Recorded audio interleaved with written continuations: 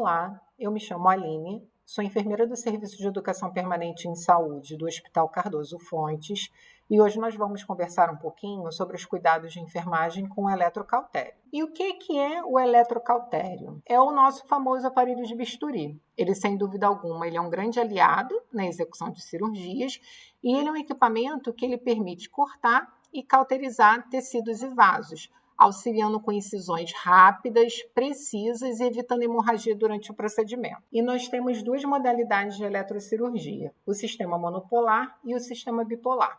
O que a gente utiliza mais no dia a dia é o sistema monopolar, tá? Que é esse primeiro que a gente está vendo aqui na figura. Então, nesse tipo de cirurgia, a gente vai precisar de um eletrodo ativo e um eletrodo passivo. O eletrodo ativo é a nossa famosa caneta de bisturi, e o eletrodo passivo é a placa neutra, placa dispersiva, placa de bisturi, tá? É tudo a mesma coisa. O importante que a gente entenda, e aqui eu vou falar de forma bem simplificada, é que nesse sistema, a corrente elétrica ela vai atravessar o corpo do paciente. Então, a gente está vendo aqui o aparelho de bisturi, nós temos um cabo que é conectado à caneta de bisturi, né, que vai ser responsável pela condução elétrica, condução da corrente elétrica, que vai atravessar o corpo do paciente e que vai retornar ao bisturi pela placa neutra. E na cirurgia bipolar? Na maioria das vezes, a gente precisa de um eletrodo tipo pinça, que a gente está vendo aqui nesse esquema ao lado. E nesse tipo de cirurgia, o eletrodo ativo e neutro, eles estão na mesma pinça. Então, quando ele é ativado, a corrente ele vai circular somente por esses dois eletrodos. Então, isso é uma vantagem da cirurgia bipolar. Ela acaba reduzindo o risco para o paciente, porque a corrente elétrica ela não vai atravessar o corpo do paciente, como a gente vê aqui nesse esquema. Ela vai ficar restrita a esses dois eletrodos. Então, aqui nesse slide, nós temos alguns acessórios do aparelho de bisturi, do nosso eletrocautério. Aqui o aparelho propriamente dito, né? Nós temos as canetas, a caneta monopolar, a pinça bipolar. Aqui em destaque, nós temos algumas ponteiras que podem ser utilizadas para determinadas finalidades. E uma coisa que eu gostaria de chamar a atenção, que vai ser o foco da nossa aula, as placas de dispersão, placas neutras ou placas de bisturi. Nós temos duas modalidades, as descartáveis e as permanentes. Nós vamos falar um pouquinho agora sobre elas. Então, agora nós chegamos no ponto-chave da nossa aula, que é a placa eletrocirúrgica. Como eu acabei de mostrar para vocês, existem dois tipos de placa, a placa permanente e a placa descartável. Aqui nessa figura a gente consegue ver alguns modelos de placa descartável, pediátrica, adulta, bipartida. E aqui nós temos a nossa placa permanente. Logo abaixo, um esquema com a possibilidade de locais para aplicabilidade dessa placa de bisturi. Então, quando a gente fala de eletrocirurgia, a primeira coisa que a gente precisa se preocupar é verificar a funcionalidade do aparelho de bisturi e a disponibilidade dos acessórios. E os acessórios vão estar relacionados com a modalidade eletrocirúrgica. A gente já viu que se for modalidade monopolar, a gente vai precisar da caneta de bisturi e da placa neutra. E se for na modalidade bipolar, a gente vai precisar da pinça bipolar, e nesse caso a gente não necessita da placa neutra ou da placa de bisturi. O local de aplicação da placa, ele é geralmente ditado pelo sítio cirúrgico, então a gente deve posicionar a placa o mais próximo possível do campo cirúrgico, preferencialmente em pele, né, que esteja limpa e seca, em área bem vascularizada e com maior massa muscular. Isso porque vai melhorar essas características, elas melhoram a condução da eletricidade. Por outro lado, a gente deve evitar áreas com grandes quantidades de pelo, cicatrizes, saliências ósseas e tatuagens, uma vez que isso acaba diminuindo o contato da placa com a pele do paciente. A gente precisa certificar que esse paciente não está com couro cabeludo ou cabelo molhado, em uso de adornos ou prótese metálica, com cabelo sintético ou peças íntimas, principalmente de nylon. Recomenda-se um cuidado especial com pacientes portadores de marca-passo. Os usuários de marca-passo, eles devem ser constantemente monitorados. Apesar da modernidade dos dispositivos que nós temos hoje, eles ainda estão sujeitos à interferência da corrente elétrica. Então, a gente precisa ter um cuidado especial com essa clientela. Cuidados que a gente precisa adotar é monitorização contínua, ter um desfibrilador à mão para uso imediato em casos de urgência, usar ajuste de potência do gerador o mais baixo possível e dar sempre preferência para a utilização de instrumentos bipolares. Se não for possível, o ideal é que a gente coloque a placa de retorno, a placa neutra no paciente, o mais próximo possível do local da cirurgia. Isso vai evitar que a corrente que circula do eletrodo ativo, né, que é a nossa caneta, passe pelas proximidades do coração e cause interferência no marca-passo. Um ponto que merece bastante atenção é o posicionamento correto do paciente na mesa cirúrgica. Esse paciente ele não pode estar em contato com as partes metálicas da mesa. Então, a gente deve utilizar dispositivos isolantes tanto na mesa, nas braçadeiras e perneiras, para evitar que tenha qualquer tipo de fuga de corrente elétrica através das áreas metálicas e, consequentemente, queimadura do nosso paciente. A gente só vai aplicar a placa após o posicionamento do paciente. E a gente precisa sempre estar em vigilância para avaliar qualquer tipo de deslocamento da placa, tá bom? Se houver necessidade de mudança da posição cirúrgica, a mesma coisa. Avaliar novamente a placa, avaliar o local de instalação dessa placa. Se a nossa placa for metálica, a gente vai precisar utilizar um gel. Isso para poder aumentar a condutibilidade entre a placa e o corpo do paciente. Se essa placa não estiver aplicada corretamente ou a quantidade de gel for inadequada, a superfície total de dispersão ela vai se tornar menor, o que oferece maiores riscos para o nosso paciente. Já a placa descartável não precisa de gel. A gente vai aplicar a placa, ela é adesiva, começando por uma borda e seguindo em direção à borda oposta, sempre alisando firmemente para garantir perfeita adesão à superfície do corpo do paciente. E uma coisa muito importante, nunca recortar a placa de bisturi descartável. A gente deve registrar a área de aplicação da placa e as condições da pele, a área corpórea onde nós aplicamos a placa. Isso aqui na nossa unidade a gente faz através do checklist cirúrgico, tem um local específico. Manter o plugue do cabo da placa afastado do corpo do paciente para não causar lesões de pele em decorrência da pressão, que são as lesões por pressão relacionadas a dispositivo médico. Manter sempre distante o carrinho de anestesia e o monitor cardíaco para evitar qualquer tipo de interferência. Selecionar no painel do bisturi o modelo utilizado, monopolar ou bipolar, isso a gente vai ver num vídeo mais à frente, e verificar frequentemente as condições do cabo de placa, se a placa está adequadamente posicionada no corpo do paciente, como a gente acabou de falar. Verificar toda vez que o paciente for mudado de posição, e aqui a gente está chamando a atenção para isso novamente. É muito importante que os sistemas de alarme estejam funcionando a todo tempo. O volume do indicador sonoro do aparelho ele deve ser mantido num nível audível para que seja alertado imediatamente quando o eletrocautério for acionado de forma inadvertida ou quando não estiver funcionando de forma adequada. O interruptor de ativação do pedal do gerador eletrocirúrgico deve ser ativado exclusivamente pela pessoa no controle do dispositivo ativo, ou seja, da caneta de bisturi, para evitar qualquer tipo de acidente. A gente vai retirar essa placa lentamente, sempre segurando a pele adjacente, nunca puxando pelo cabo para poder evitar lesões de pele. Vocês vão ver que a placa ela adere realmente na pele do paciente. Verificar a integridade da pele após a retirada da placa para o rastreamento de possíveis lesões. A gente vai desprezar a placa descartável ou higienizar a placa de metal após o uso e comunicar ao enfermeiro responsável qualquer tipo de alteração no equipamento, eventos adversos ou queixa técnica. Sobre adornos e cabelo sintético, também são tópicos que merecem atenção. Durante a avaliação pré-operatória, é importante a gente discutir com o paciente sobre essas questões, tá? Que os adornos, cabelos sintéticos, eles podem interferir no procedimento, podem causar risco. Então, com relação aos adornos metálicos, como brincos, colares, piercings, eles podem interferir no funcionamento do bisturi elétrico.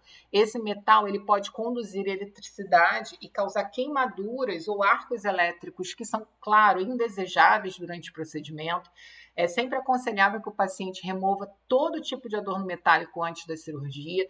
Isso não apenas vai minimizar os riscos associados ao bisturi elétrico, mas também vai ajudar a evitar complicações durante o procedimento. E com relação ao cabelo sintético, ele pode ser inflamável, né? E em contato com a corrente elétrica do bisturi, isso pode representar um risco grave de queimadura. Então, antes do procedimento, é recomendável que o paciente remova qualquer extensão de cabelo sintético e, se for uma situação que essa remoção não seja possível, que o cabelo seja coberto com uma touca cirúrgica adequada. Uma coisa que pode acontecer, mesmo o paciente sendo orientado a retirar o adorno, a questão do cabelo sintético, se houver recusa do paciente, por favor, isso precisa ser comunicado à equipe operatória. Foi identificado, de repente, alguma coisa que passou pela visita pré-operatória, não foi identificado na visita pré-operatória, mas o paciente entrou no centro cirúrgico no momento da admissão, foi identificado que ele utiliza algum adorno metálico, ou que ele faz uso de cabelo sintético. Esse paciente foi orientado dos riscos e, mesmo assim, esse paciente se recusa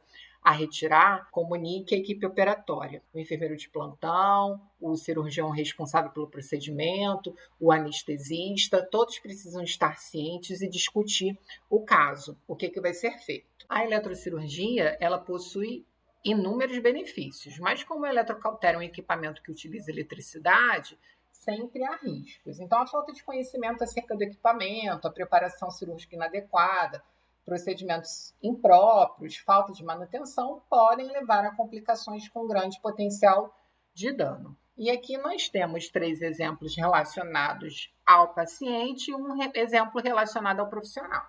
Então, nós temos aqui como risco queimadura, que elas podem ser divididas em 4 grupos. Queimadura por contato direto, devido ao uso inadequado de eletrodos, queimaduras relacionadas à placa dispersiva, devido ao mau posicionamento ou aderência da placa, lesão por eletrodos molhados e queimaduras por circuito alternativo da corrente elétrica. Nós temos também o risco de choque. A corrente do bisturi elétrico, se ela não estiver devidamente controlada, ela pode se dissipar para o paciente ou para outros componentes do sistema, e se isso acontecer, o resultado são queimaduras locais ou até mesmo choques mais graves que podem afetar órgãos vitais. Nós temos a interferência no campo elétrico e marca-passo, que a gente já falou, né? Então, a realização de uma cirurgia com bisturi elétrico em um paciente com marca-passo, ela deve ser cuidadosamente planejada, sempre levando em consideração todos os riscos e tomando as devidas precauções para garantir a segurança do paciente durante o procedimento cirúrgico. O nosso 4º tópico está relacionado a riscos à saúde do trabalhador. A exposição a longo prazo da fumaça cirúrgica, ela pode favorecer o desenvolvimento de câncer, doenças neurológicas, doenças cardíacas e doenças respiratórias. Isso porque a fumaça dispersada ela pode conter gases e vapores tóxicos, como benzeno, cianeto de hidrogênio, formaldeído. Esse é um tema que está sendo muito estudado, a gente encontra vários estudos, tanto a nível nacional como internacional. E quais são os sintomas decorrentes da inalação da fumaça cirúrgica?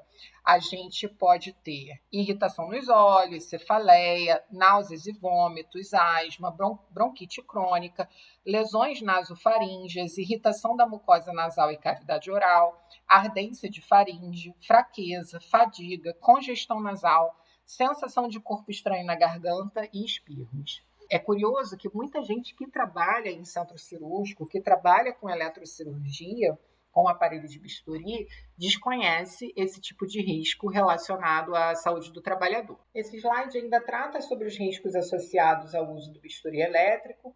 Então, a gente tem aqui como primeiro tópico o tempo de exposição à corrente elétrica, a duração da corrente, né, ou seja, o tempo de exposição à corrente elétrica, é um fator que também influencia nos efeitos da sua passagem pelo corpo humano.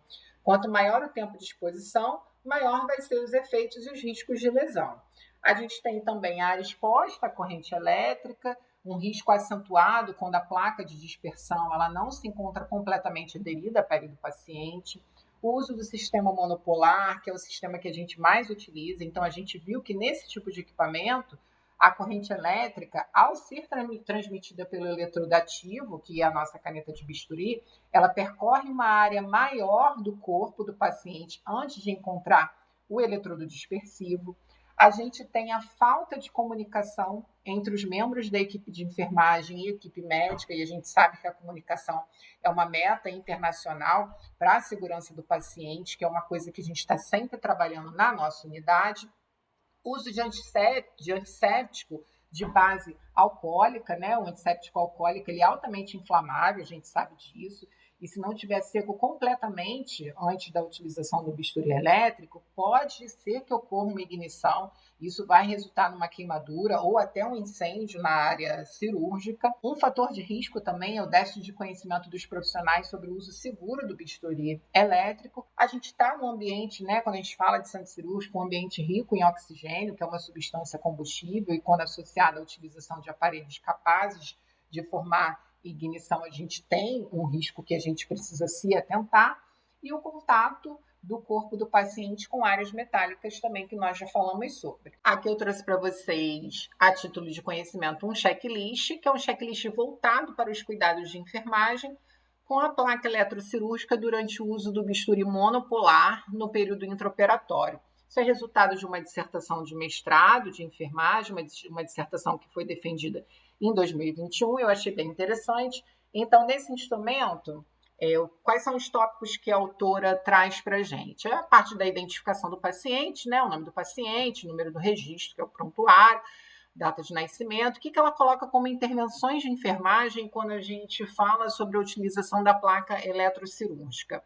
O teste de funcionamento do bisturi antes da cirurgia, nós falamos isso bem no início da nossa aula. Cabos posicionados de modo a evitar contato com o paciente, placa eletrodispersiva apropriada ao tamanho do paciente, adotada a menor potência do bisturi elétrico para o efeito terapêutico, sítio cirúrgico marcado, se foram retirados adornos metálicos do paciente, se o paciente está com posicionamento adequado na mesa cirúrgica, se tem proteção contra o contato direto da superfície metálica da mesa cirúrgica, a gente também falou sobre isso, com relação aos antissépticos alcoólicos, evaporação dos produtos antissépticos utilizados na pele do paciente, se foi verificada a presença de dispositivos invasivos, se foi constatada a presença de dispositivo elétrico implantado, se foi instalada a placa antes do início da incisão cirúrgica, se a fixação da placa foi mais próxima possível do sítio cirúrgico, e a gente ratificou bem isso aqui na aula, né? Se a placa dispersiva ela foi fixada adequadamente na superfície da pele do paciente, se a pele do paciente estava limpa e seca no local de adesão da placa eletrocirúrgica, adesão à área de grande massa de tecido muscular e bem vascularizado, né, para aumentar a questão da condutibilidade da placa, ausência de pelos no local de fixação da placa dispersiva, ausência de cicatrizes na região de adesão da placa dispersiva, se foi evitada a colocação da placa dispersiva em regiões com saliências ósseas, se foi evitado a adesão do eletrodo dispersivo em locais com presença de tatuagens, se foi inspecionada a fixação da placa durante o procedimento cirúrgico, se foi desligado e retirado do campo cirúrgico o bisturi elétrico e se foi removida a placa eletrodispersiva. Aqui eu ainda adicionaria a questão da verificação da integridade da pele após a retirada da placa, que a gente falou também lá no início da aula, né, para a gente rastrear qualquer possibilidade de lesão. E no caso de incidente ou evento adverso relacionado à placa eletrocirúrgica, o que eu devo fazer? Primeira coisa, a gente vai registrar essa ocorrência. Data, horário, procedimento cirúrgico, quem era a equipe e outras informações que vocês entenderem que são pertinentes sobre o caso. Documentar as características da lesão, a área corporal e o local de posicionamento da placa cirúrgica. É importante que a gente separe esse aparelho de bisturi que foi utilizado para que ele passe por uma verificação do serviço de engenharia clínica e que a gente só utilize esse aparelho se ele for liberado por esse departamento que é responsável. A gente precisa registrar as medidas adotadas e nunca esquecer de notificar esse tipo de evento ao núcleo de segurança do paciente, que é um setor super atuante aqui da nossa unidade. Aqui eu trouxe para vocês um relato de caso que foi publicado na Revista Brasileira de Anestesiologia. E ele traz duas situações. Deixa eu acessar aqui para a gente poder olhar juntos. Abriu aqui para a gente, eu vou rolar para a gente poder ver. Então, esse estudo ele traz dois relatos de caso, essa primeira figura aqui, queimadura de 3º grau no sítio da placa dispersiva. Então, qual é esse primeiro caso clínico? Um neonato de 11 dias, prematuro, com 2 quilos. Aí ele traz o diagnóstico, né, que foi um abdômen agudo obstrutivo, que esse paciente ele foi submetido a uma laparotomia exploradora em caso de urgência, né? O paciente foi monitorizado, enfim. Aí vem trazendo aqui para gente. Foi usada a eletrocirurgia na modalidade monopolar, que a gente já viu, com placa dispersiva reusável, provavelmente a placa metálica, que foi colocada na região plantar esquerda pelo cirurgião responsável. No fim do procedimento cirúrgico, após a retirada dos campos, constatou-se a presença de uma queimadura de 3º grau no sítio da placa dispersiva. Então, vou voltar aqui depois, agora, para a gente poder dar uma olhada. Um bebezinho de 11 dias. E o nosso segundo caso, nossa foto está aqui. Queria chamar a atenção de vocês. Esse aqui já é um adulto. Vamos ver aqui, paciente de 30 anos, masculino, classificado como ASA 2. Enfim, já tinha sido submetido à implantação de um catéter de duplo J. Vamos ver aqui. O paciente foi reposicionado em decúbito dorsal horizontal na mesa cirúrgica. Foi usada a eletrocirurgia na modalidade monopolar, com placa dispersiva descartável, colocada no dorso do paciente. No intraoperatório, esse paciente se queixou de dor no flanco esquerdo, que não foi investigada pelo residente de anestesiologia. Então, o paciente foi levado para a sala de recuperação pós-anestésica e recebeu alta hospitalar no dia seguinte, sem queixas relacionadas na documentação hospitalar. Então, não tinha nada registrado. Um mês após o ocorrido, esse paciente ele compareceu ao ambulatório para consulta de um procedimento urológico e, durante a anamnese, relatou ocorrência de queimadura em flanco esquerdo durante o procedimento anteriormente citado. Ao analisar o formato da lesão, ela havia coincidência com os metais de contato com a mesa cirúrgica. Então, aqui dá para a gente ver perfeitamente, quando a gente fala que um dos cuidados primordiais, posicionamento do paciente, posicionamento correto do paciente na mesa cirúrgica, ele não pode estar em contato com as partes metálicas da mesa.